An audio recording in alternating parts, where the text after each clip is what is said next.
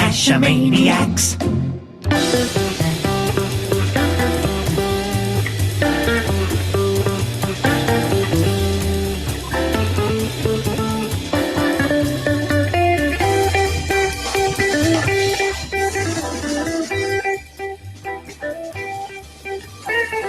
Geo Gearheads. Welcome to the Geo Gearheads episode 385.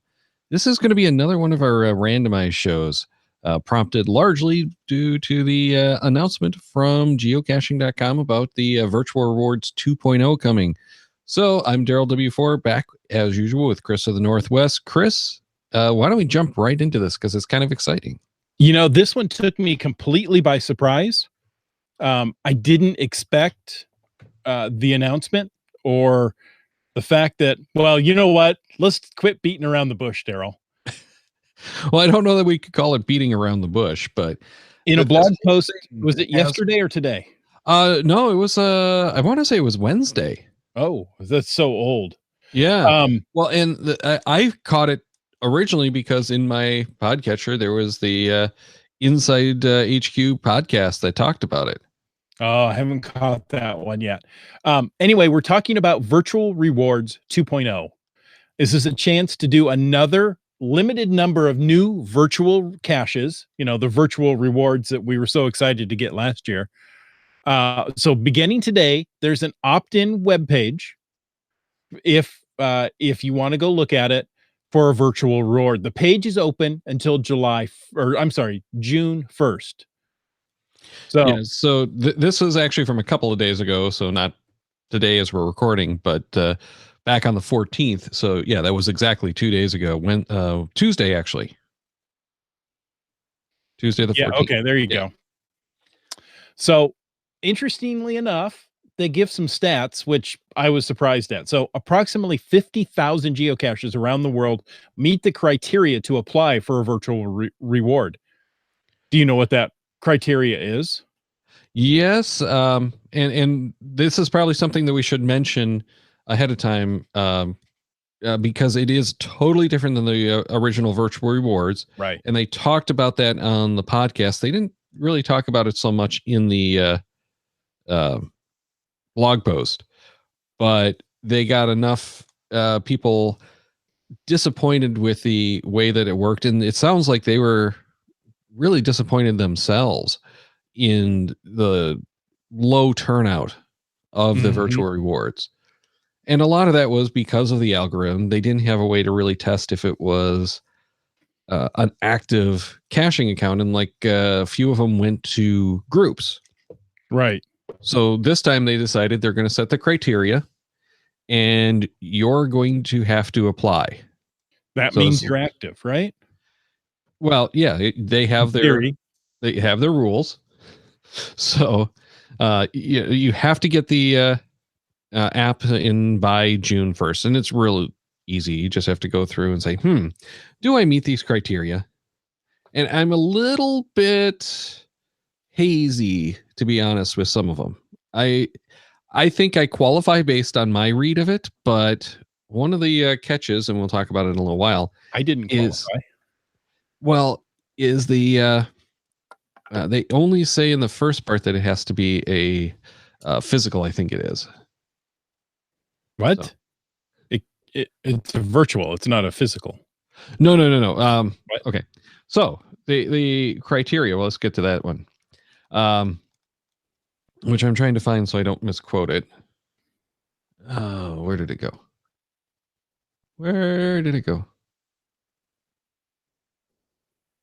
Yeah, I'm not sure it's going to give it back to me since I already applied. Do you have that list of what the... No, I haven't seen the criteria. That's why It's in the page, the opt-in page, which is why I think I can't see it, because it says, thank you for entering when I go in there. Here we go. Eligibility. To be eligible to apply, you must meet the following criteria. Virtual reward. You did not receive the previous virtual reward. Right. So right there, if you had one last time. So if you got one before, you ain't getting nothing this time. Right. And the way that I read that is if you received it, not if it was published. So if you got one that was not published, you still can't do it. A 1300 that didn't go out, that Correct. didn't published. Yeah. So the second one is you must own at least 2 active non-event geocaches. Yes, I qualify there. That's where I was a little bit hazy as a non-event. So the way I read that is Earth caches will still count. Gotcha. And the next one says hidden, you must own at least 1 geocache published within the past 4 years. And this one doesn't say non-event. So I'm assuming events would count, but I don't really know. And so it's the past 4 years, May 14th of 2015 to May 14th of 2019. So you can't go and publish a cache today and qualify if you haven't hidden a cache in 4 years. And I honestly don't know if I qualify for that if it's not events, but I've done, tens of events in that time frame. So I should qualify. Wow. Yes. Yeah, usually 1 a month. Not always, but usually 1 a month. Anyway, so activity, you must have posted a log on a geocache within the last 4 months. Again, this doesn't specify events. So I think as long as you've attended an event, you should be good. And then quality, your own geocaches must have at least 25 total favorite points. And that's where mine don't. And the only reason that I qualify for that is my Earth caches. But it says your total owned caches, so I'm not sure if they're going to look at caches that you might have archived too. So as long as people haven't gone pulling favorite points off of your caches that you've archived, I think you're pretty good. Oh, so it is archived caches. I thought it was just active. Well, that one doesn't say active. It says your owned caches, not archive or not active caches. And I think that's important because if they did active caches, if you did like a lot of the cachers who do the events will archive their caches every year to make room for new caches. Exactly. So if you just did that and haven't had a chance to get fines before the entry period opened, you might not have the 25 if it were active. So I think that's why they don't say active, is because they're just looking for people who have produced caches that get enough of the favorite points. Mm-hmm. But this does make me wonder, is this part of what Cache Carnival was about? Interesting. As a test? Well, not as a test, but to get people to actually go and do the favorite points on the caches that are worthy, to think about it, because there's a lot of us who really don't favorite caches very much. Right. So now, okay, let's think about doing this and encourage it and get more cachers eligible to do it. So did we mention the dates? I don't think so. So May 14th is the day this launched. The page closes on the 1st, which I know we mentioned. And on the 4th, HQ is going to somewhat randomly select, it does say randomly, but they're listening to the podcast, it's somewhat randomly, select 4,000 geocachers to receive one of the virtual caches. And then you'll have a year after that to actually create the cache and publish it. Now, the reason that I say somewhat randomly, they are going to be basing this on the virtual cache density in certain regions. So if you're in a region that is deprived of virtual caches, you're more likely to get a virtual cache, a virtual reward, than someone like myself, where we have a bunch of virtual caches in this area. So it is not strictly random. They are weighting it. And I don't know what those territories or regions are. They just talked about the areas. And like GSM times 2 says, it's exciting to see them being so open and transparent about how this is working. Right.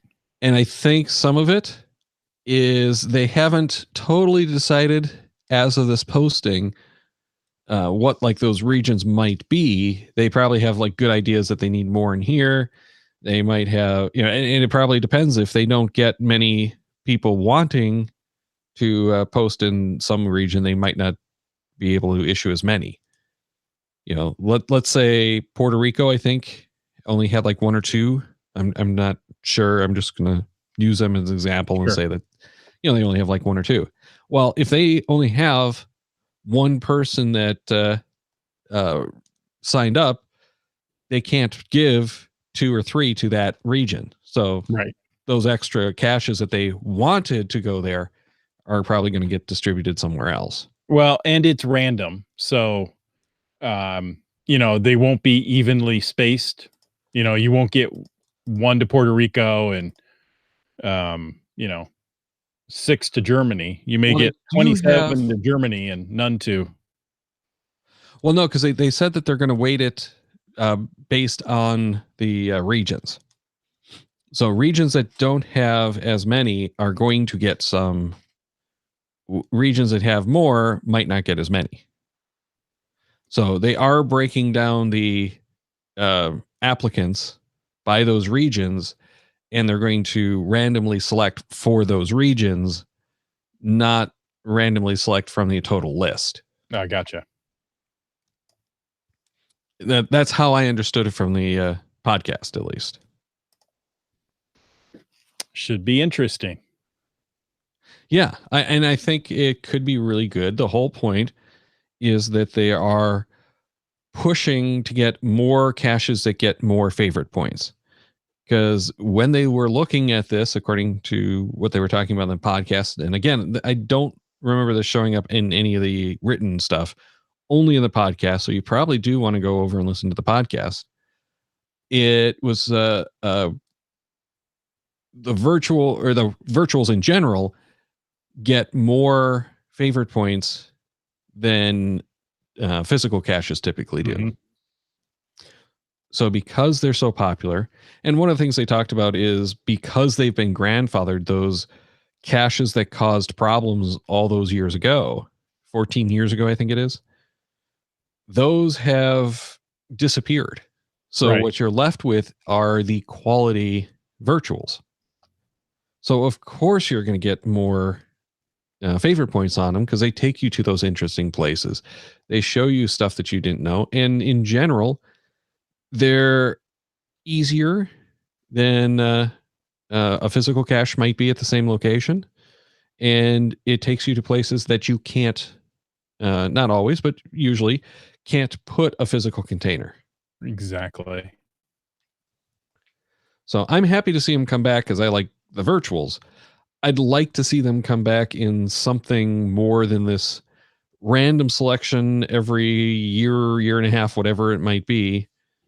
And you only get a certain number of them come out. But I think this is an interesting way to do it. And hopefully with the Adventure Labs, we'll actually get that spirit of the virtual cache coming back that's more open. Exactly. And, this time there were, I want to say 1,300 or so of the original virtual rewards that weren't placed. Out of the 4,026.68 were placed. So I don't remember what that number was. They did again talk about that on the podcast, though. Yeah, 2,668 were released in the last run. Yeah. So it wasn't anywhere close to, I think, what they had hoped for. Right. But, I had a pocket query or no, a notification up and running for any virtual cache, within the area when they came out. So I know I disabled it. I don't think I deleted it because I'm going to have to get it going again because they were fun. Okay. Did you just catch the comment from GSM Times 2? Yeah, he says, I remember at the reviewer presentation in Geo Woodstock in Denver, one of the reviewers said, if GCHQ banned micros in 10 years, everybody would love micros. Which is true. And again, what you'd see happen is the cream of the crop sticks around and the junky ones go away. And they should ban nanos, just period. See, and I like nanos, but when I got into nanos, it was because there were almost no nanos out there. And the ones that were there were in areas that you couldn't necessarily put anything bigger, like, neighborhoods, downtown areas. They fit behind the signs and whatnot. So I get that. Part, but I found a nano in the woods, right? Somebody put a nail in a tree and stuck a nano to it. See, and that is bad. Okay, nanos, they just need to go away. So, okay, and here's a point that I was thinking we should probably mention too. The Caching Dead said favorite points depend on the population of the place of the placement, which is true. So, like the guys in Puerto Rico might not qualify because they don't have enough people finding those caches because they only have. Yeah, I don't think it's Puerto Rico that I'm trying to come up with, but there's one of those islands where there's only like 5 caches on the total island, and it's not easy to get to any of them. Yeah, but there are a lot of caches around here that are not easy to get to, and they have a lot of favorite points. Sure. But if you're, it's like each cacher might have hid 1 or 2, and because those are only found 4 or 5 times a year, the chances of you hitting that 25 favorite points is very, very low. Yeah. So that's the problem, is there are some of those where you're not going to get it. But I would think that when they're talking regions, they're probably talking about larger regions than an island. Germany and most of the US probably aren't going to get as many caches as some of the other countries would. It does say there's a number per country, and the number was established by Geocaching HQ with the intention of favoring countries with less established with geocaching. So yeah, so there you go. The Caching Dead got on me. Oh, come on. Nanos have their use. Yes, they do. GSM times 2 says that's better than a black nano on a black wrought iron fence. Well, and I know exactly what he's talking about. And those I really, really hate. We've got a number of them out here where it's those, it's not wrought iron. It's the newer steel fences. Yeah. The newer steel fences with a U-shaped channel along the bottom that you can put a nano, Yeah. every 6 inches. Yeah. Or a lot of what we're seeing is it's the picket fence kind of thing. With the bottoms being open, and they just stick them in the bottom of one of those tubes. So you've got this whole big long fence that you got to look up and down, and finding them is really tough. And the trouble with putting a nano in some of those is you try to retrieve it and you push it further in. You push it too far up there. Yep. Yeah. Yeah. I was convinced that I couldn't find a geocache, and it was in bamboo. And I think the same thing happened. It got pushed. It was a bamboo fence, and it got pushed down too far. So one of the things, can you receive more than 1 virtual reward? No. Nope. You're only getting 1 per account. And can you give your virtual reward to someone else? So if I got one, Daryl, could I gift that to you for your birthday because you're such an awesome fellow? Nope. No. Well, and keep in mind, virtuals are archived and grandfathered, or not archived, but they're grandfathered. So you can't adopt any grandfathered caches, period. Which kind of goes into some of the stuff we had been talking about with the heritage caches in the previous shows. Right. They say it well in the article. Why not give everybody virtual caches to hide? People often forget, or maybe never knew, that many problems led to the grandfathering of virtuals in 2005. And that's true. We have a lot of cachers who've come in since then And they're like, well, how come I can't get a virtual? I want to do a virtual. And, they didn't know or are not aware of the issues that led to the grandfathering. Sure. Which we should probably talk about a little bit before we go on. But I want to just really quick, anyone who's in the chat right now, and if you're not live, email us and let us know as well, and we'll talk about it in a future show. Please do. Daryl, they need to know an email address. They do, but what I'm looking for right now, and I want the chat to tell us so that we can talk about it during this segment, is how many of you qualify for a virtual reward? And if you do qualify, have you applied already? I'm just curious to see how many people have done that. And conversely, if you haven't applied, are you going to apply? Because I know people who do not want a virtual reward. Interesting. Why would anybody know? Well, I can understand why they would. There are some people who don't want the hassles of it. And there are other people who don't like virtuals and don't want it. So, but yeah, email us at geogearheads@cashmaniacs.com and let us know your position on those 3 questions, and we'll bring it up in a future show, probably after June 1st when it closes. But let's go back to the reasons that they archived or grandfathered virtuals. You want to get started with that? I'm going to start with the history. So virtuals originally were put into place so that they could hide caches where physical caches weren't permitted. It could be that the muggles were heavy, or the, physical cache was impractical or not allowed, say, national parks, right? So I know there's some that, are on peaks of mountains around here, or, at national parks, the virtuals, you go, oh man, this is great. I'm glad these virtuals are still around. But it became a problem when there was, shall we say, lower quality standards. The one that always comes to mind for me, and I'm sorry if this is yours, but I don't remember who it was or what's going on, but somebody made a virtual at the McDonald's where they first kissed their girlfriend or wife at that point. Yeah. Their first date was at the McDonald's, and that became a virtual cache. Yeah. And that one's famous because that was the one they kept pointing to. And I don't mean they as, geocaching HQ, but the community in general was pointing to that as this is not an appropriate use of a virtual. So it is famous, and it is the example that got used over and over again. Mm-hmm. And it would be something if it were like a notable McDonald's or something like that, but there was nothing to it. It was the booth that they had their first date kind of thing.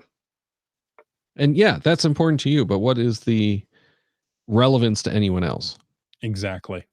So, it became kind of a type of cache that didn't require maintenance. And it became very, very difficult for the reviewers to judge. Right. And how do you say, no, I'm sorry, that's not worthy? Well, that's a very important point to me. You're attacking me personally because you don't like me.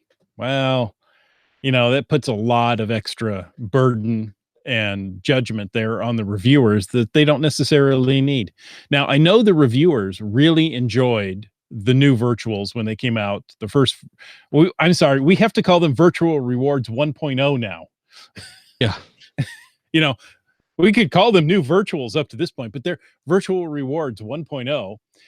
The reviewers actually, from what I heard, enjoyed it. It was fun. It was a different type that they're not used to doing. And, it was out of the norm and helped them to stretch their reviewing muscles a little bit. And I want to say everybody that put one out in a good location, a good quality location that made sense. So, yeah, I've only done one, I think, of the new virtual rewards, but It's not for lack of trying. I've done. We just don't have enough of them around. There were several around here that were good. There was one at the Big Wheel here in Seattle, the big Ferris wheel. Right.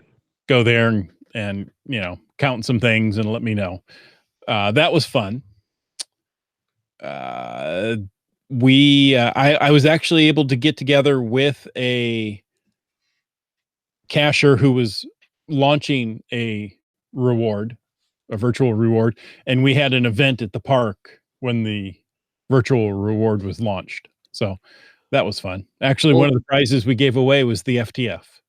One of the things that I thought interesting was the number of the virtual reward 1.0 people who commented, I thought I knew exactly what was going to work. And then when I started putting it together, it failed.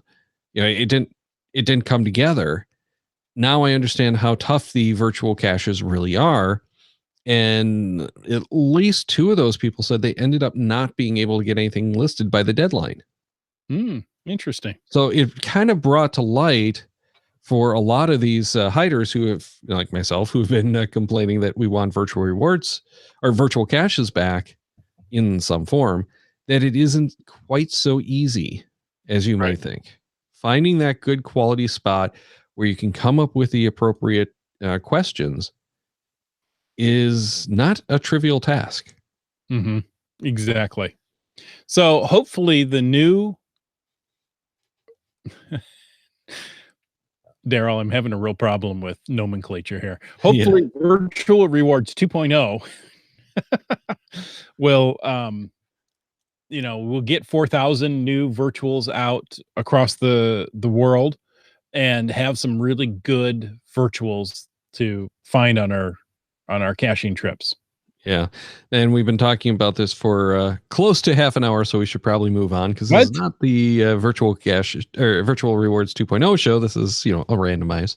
And we do have other things we want to talk about. But going back to the responses from the chat room, of the 5 people who we heard something from them, only 20%, so one person, actually qualified and applied. Now, I think this really says something about the GeoGearheads audience. 2 of those people were disqualified because they received 1.0s. Right. Virtual rewards 1.0. So 40% of our audience are quality hiders. Right. One says not enough favorite points, and one doesn't say why, but they don't qualify. I would assume favorite points. Yeah, possibly. Or it could be that they don't have enough active caches. That anybody who listens to the show is going to be an active cacher and it's going to easily qualify. But I know so many people now who don't hide caches. Yeah, that's true. They host events, but they don't hide caches. And for a lot of those people, it's simply, I don't have good quality places that I can hide them anymore. There's already caches there and they're not being archived. So GSM times 2 said, don't abbreviate as VR 2.0. Oh, Virtual rewards 2.0 can't be abbreviated to VR, period. That's the reason we've been talking about this half an hour, because it's been Virtual Rewards 2.0. It's quite a mouthful. Yes. All right. Let's move on to another interesting blog post about the results of the 2018 cache quality survey. And many of you will remember that the survey came out and you were asked to, submit your thoughts on it. Do you want to get into this article, or you want me to read on a little bit? Well, this is another blog post from geocaching.com about, as you mentioned, the cache quality survey. It said in mid-2008, we invited the geocaching community into a conversation about cache quality. As we said then, HQ has taken steps in recent years to bring cache quality into greater focus because we think it's very important to the continued vitality of the game. But before we continue with more projects to encourage cache quality, read Cache Carnival, and expect the community to focus on quality, we first wanted to hear geocachers' thoughts on the subject. We started with feedback threads in our user insight forum. Then we built a survey directly from your feedback and ideas. So nearly 12,000 people from 58 countries participated in the survey. That's a pretty good response. Yeah, that's a lot better than I would have expected, to be honest. Because how many people actually go and read those emails and are going to take the time to click through? And it wasn't a big, long survey, but you get so inundated with surveys, it just seems like so few people actually do anything about it anymore. Exactly. If a guy approaches me at a mall with a clipboard, no. But if geocaching headquarters sends me an email about it, then I'll probably do it. Do they still have the people in the mall with a clipboard? They actually do. I've run into a few of them. So, looking back, 80% of those 12,000 own a cache. 85% have found 500 or more geocaches. And here's the real kicker that surprised me. 95% of them are premium members. See, that didn't surprise me. Because again, the people who are more interested in the geocaching are going to be the ones who are more likely to fill out the survey. And those are the ones who are more likely to be premium members. It's kind of a self-selecting group. And that's the problem with these kind of surveys. Well, Daryl, maybe you're right there. And there's no way to really fix that either. Right. Amazon gift card. You're in the drawing for an Amazon gift card. That gets people from all over. Yeah, it does. But again, if you're not into geocaching and you get an email from geocaching.com, which is the only way that they really have to contact you, or if they message you through the message center, and you're not into really geocaching that much, you're certainly not going to reply to it because you're not going to notice it. Right. But yeah, it's that you're only going to do it if you're into geocaching. Right. Now, I'm not saying that that's necessarily a bad thing, because those are the people that they should be building the game for, because they're the ones who are most interested in doing it. However, it is a self-selecting audience, so this is not indicative of all geocachers, but this is indicative of geocachers who are active enough that they're interested in playing the game. Does that make sense? Yep. Okay. Good. So, at least 10,000 geocaching members have found 500 or more caches. That point nowadays, I consider you a real cacher. What's the threshold for not being a real cacher? 100. No, 10. No, 1. I don't know. Yeah, it depends on the caches too. It really doesn't. It depends on the area you're in. So yeah. Sorry, I was being sarcastic. Okay. And I thought you were being silly. Oh, what I was more interested in is that 15% haven't found even 500 caches. Right. So of this group that's more active cachers, 15 haven't even found 15%. That is members. Right. For the most part. Right. So, and here's one thing that I'm not sure about that they didn't really mention. How are they quantifying that cache count? Because I do know some cachers who have stopped logging anything but certain types of caches. Like they will not log the park and grabs, or they won't log traditionals. So I've run into some who it's, I found 1 to 250, 200 to 500. Yeah, and I think that's the way that they did it was ranges on the forum. I don't think they went back and tied it to the actual cacher's profile. But I that's one of those questions that I had when I saw that number, is whether it's off of the logged count rather than actually, how many they found.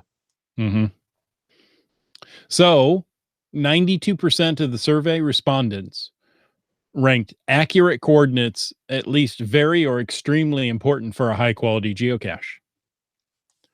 By comparison, only 24% that said the largest container for the location was very or extremely important.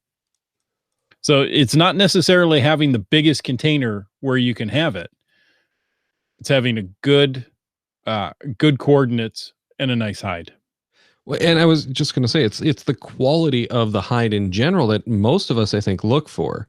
And quality certainly is that location, but a quality container doesn't do the big size. It might be a fairly small cache, but it's a clever puzzle. Right. So that's why that really doesn't mention it. Now, one other thing that came up in the chat room is about AR caches and Caching Dead. You cannot publish AR caches anymore. They are cut off. Yeah, they're they're, I don't want to say grandfathered because they haven't said that they're not going to do more. But at this point, you cannot list new ones. But how about the old ones say a quirky uncle? There you go.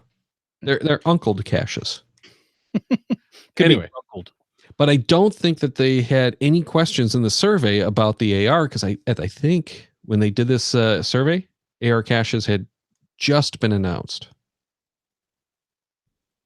I'm not sure. Anyway, so some of the other factors we already mentioned: accurate coordinates, does not harm the environment, owner maintains the cache regularly, so well maintained, container suited to the environment, accurate difficulty and terrain ratings, which I find interesting because those tend to be regional. It is, but even then, as long as it's accurate for that area, I think you're fine. Right. Right. If you say, oh, this is no way a 3.5, but that last one was a 3 and this one's a little difficult. Okay. I give you that. So, let's see. Well hidden from non-geocachers, an interesting location, well-written description, accurate attributes. Now, do you use attributes much on your caches, Daryl? I do, even on my event caches. I make sure to fill out all the ones that apply. See, I don't go overboard with it, but there's like those key ones, like the under an hour or under 15 minutes? Yeah, something. Those kind of things I fill out. Whether there's a parking, whether that kind of stuff. But I don't go too crazy with it, and I do tend to use the kid friendly or not kid friendly. Dog friendly. I don't usually do that one. Among other things, I've had caches that I've placed where dogs were not allowed, and then they opened up the trail to dogs. Okay. And vice versa. And it depends on your dog. I mean, if you say it's dog friendly and, your dog with short legs is really having a hard time where, my larger dog climbs right up those trails with no problem. Yeah, well, the dog friendly I really take to mean more dog welcome than dog friendly. Right. Like not necessarily a dog park, but yeah. Yeah. Like a trail or a park doesn't block them. Let's see. Helpful hint. Have you come across the hint is in the title? Is the hint to go find it? See, but even that I find helpful. It's the hints that are no hint. Yeah. That's what really annoys me. The reviewer around here will not allow that. Or, I've seen others that I'll post a hint after the first finder has it. Like, the reviewer around here doesn't allow that. Yeah. They go on to rate clever or custom container, fun and or challenging puzzle, includes parking coordinates if available.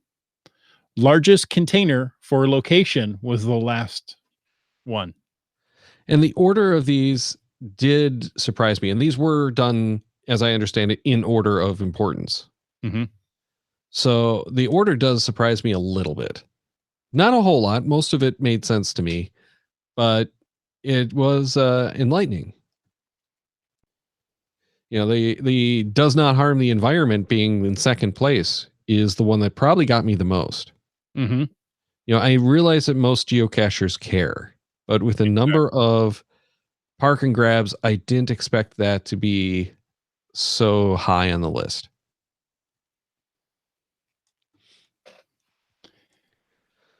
So according to the respondents, the best step finders can take to log a did not find, needs maintenance, or needs archived, 79% said it would be extremely or very helpful if they log those.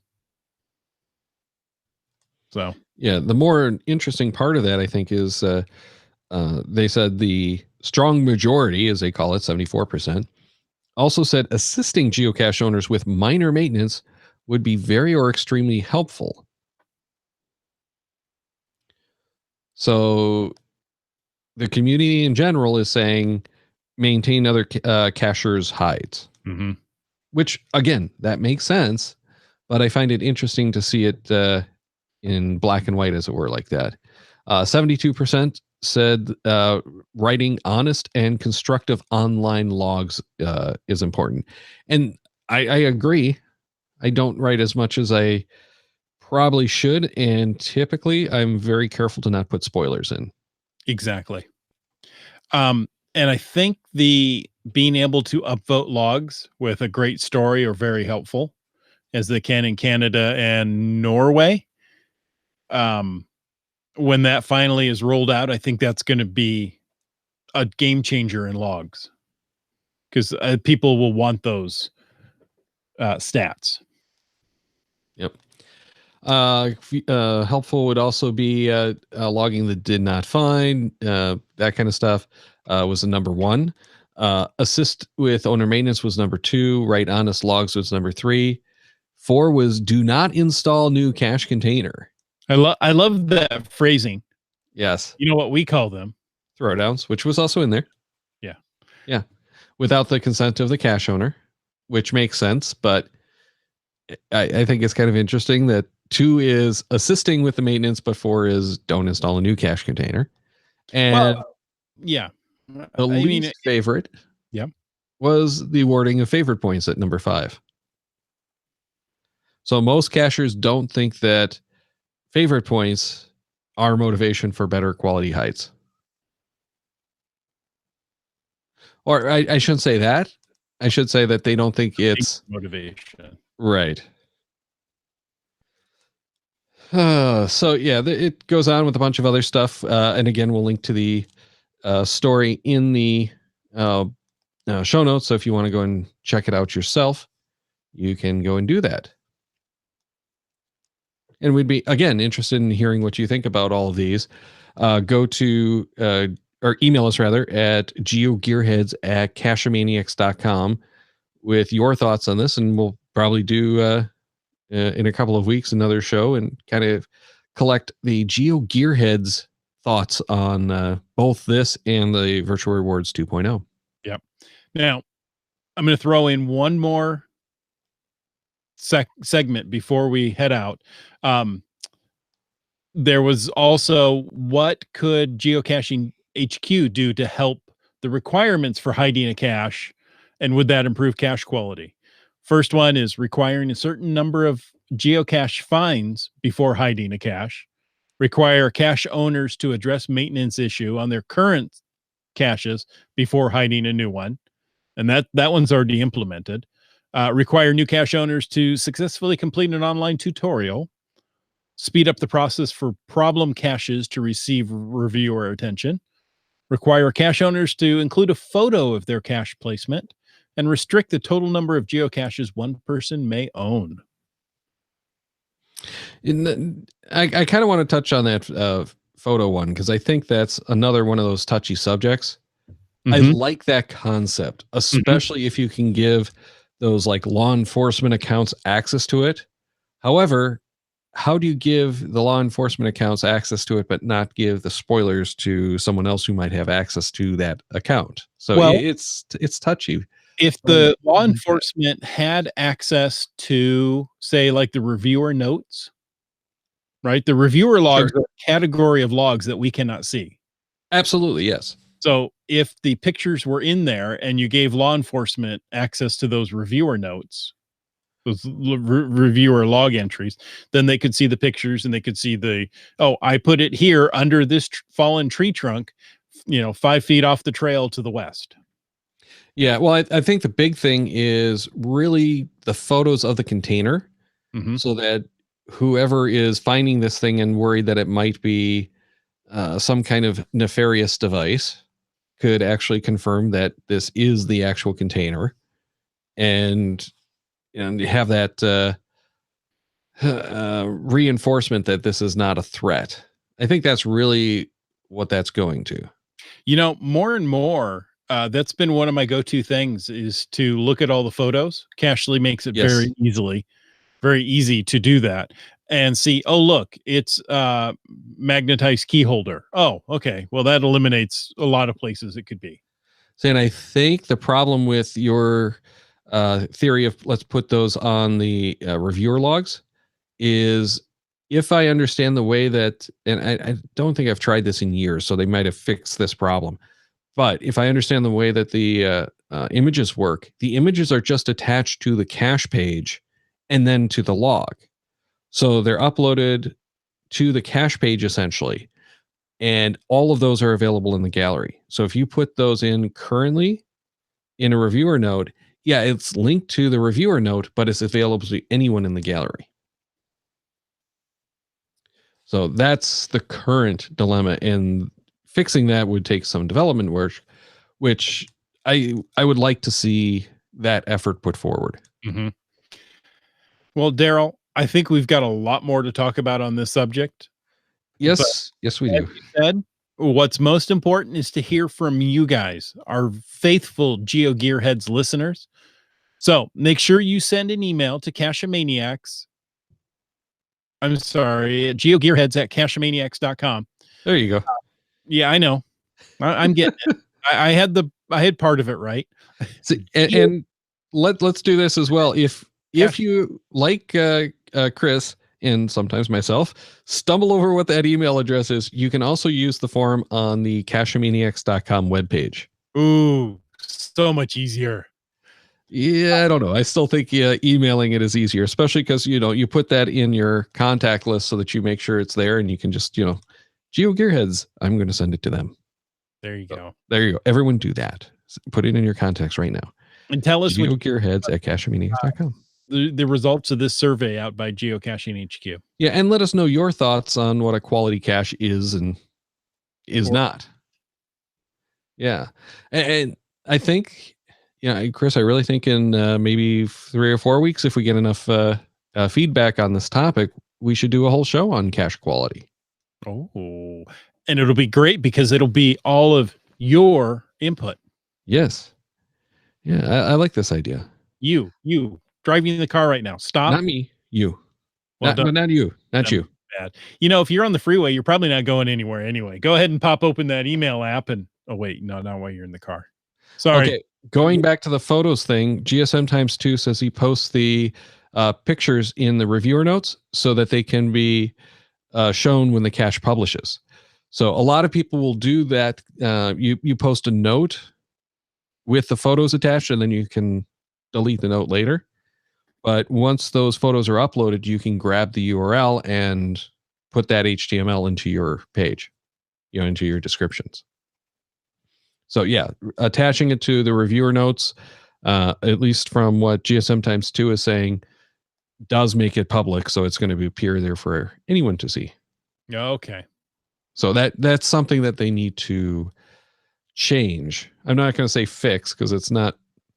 I don't think that was I don't think that was broken. It just wasn't designed to do that. No, but maybe they make a law enforcement type log entry that, gives you all this, and, it's only available to certain accounts. So. Sure. Well, I think you're right that you just make those reviewer notes available to law enforcement as well. Mm-hmm. But you have to restrict all of the content from the reviewer notes, not just the text. Yeah. Not just a log. Yeah. So I don't think it's insurmountable, but it's not going to be a quick and easy fix. True. Before we go, we wanted to kind of chat about some of the stuff that we plan for this summer, since it's almost the start of the summer season with the holiday coming up in a couple of weeks. So, Chris, why don't you kick it off with some of the stuff that you've got on your list? Because yours is, quite frankly, bigger than mine. Well, Saturday, we have a brand new Geo Tour kicking off here, the Valley Cities Geo Tour. That's kicking off. There's a CETO the day after on Sunday that I hope to go to. I still don't have my CETO season 1 badge yet, or souvenir. After that, the Tri-Cities Geocoin Challenge 2019 is going to be $629. If you're interested in that, that's GC7 X-Ray Zulu Delta Hotel. After the week after that, I mean, if you can get out here, you could get to Tri-Cities and Spokane, or the Spokash Challenge, within a week of each other. The Spokash Challenge is GC2, 82 Whiskey Victor X-Ray, and that's going to be a lot of fun. That's Lookout Lisa and Kid Vegas 19 put that one on with, of course, a group of people. And then finally, the one I'm most excited about this year is the Going Ape, the WSGA Going Ape number 10 on August 18th. That's GC 82 Romeo Victor. Yeah, some definitely good events in there. I only put the mega events that I'm pretty sure we're going to. I don't want to say confirmed because we haven't actually booked rooms or anything for these yet.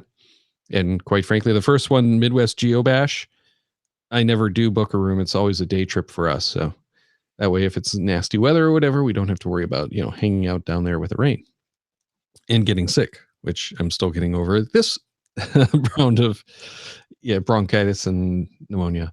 The West Bend Cash Bash, I haven't gone to that in years, and it's such an amazing event. And fortunately, with all the crazy hours that I put in, I was able to get some comp time. So I think that's going to work, barring any unforeseen problems. Yeah, like not being able to get a hotel. We will probably be going to the West Bend Cash Bash. That's more than a day trip for you. Yeah. It's about a day drive each way. Okay. So it's a little tough. It does require a hotel. Now, if I had my own Cessna or something, I want to say it's only like a 4.5, 5 hour flight. Yeah. See, there you go. So for me, the Tri-Cities and Spokane are about a 6 hour drive. So it's a little much. Yeah. I go the night before, grab a hotel room, and then, yeah. Well, in Midwest Geo Bash for me is about an hour and a half ish. So an early morning takeoff, and you're there, and you can get back. Yeah. Yeah, exactly. And usually by the time we get back, we're exhausted. Mm-hmm. Last year we had the perfect weather for it. You couldn't have asked for better weather. And we did all of the caches on the grounds, got back, and we still weren't like exhausted. We were, Oh, sorry, Daryl. Daryl's over there hacking up a lung for those listening. Yes, thank you. Sorry about that. Anyway, but there's other events and tours and stuff that I want to do. Mm-hmm. We just talked last week about that park system geo tour. I definitely want to do that. Yeah, I want to get off to some of the adventure labs. It's just a matter of can I and do I have the time to do it anymore? Exactly. Well, we're talking about adventure labs next on Caching in the Northwest, if you're interested. Ooh. Yes, I'll definitely be listening to that one. But that's going to wrap it up for this week's episode. Make sure if you have any feedback on this, including even the plans for your summer trips, send us the email at geogearheads@cachemaniacs.com or use that form on the webpage to send that in. And we'll be back next week. But at this point, we don't know what we're going to be back with. But until then, make sure you check the Cachemaniacs website at cachemaniacs.com for more on the Geo Gearheads, including show notes for this and all of our episodes. You know why? Because we love hearing from our listeners. So leave us feedback by emailing geogearheads@cachemaniacs.com. I went slow, so you can get it down that time. Or through the many channels of social media. Don't forget that your support helps keep the Cachemaniac shows coming. Please consider becoming a patron through the link on our website to support the Cachemaniac shows. Geo Gearheads is produced by Chris Umfenauer and Daryl Wattenberg. This show's copyright 2019 by Daryl Wattenberg. All rights reserved.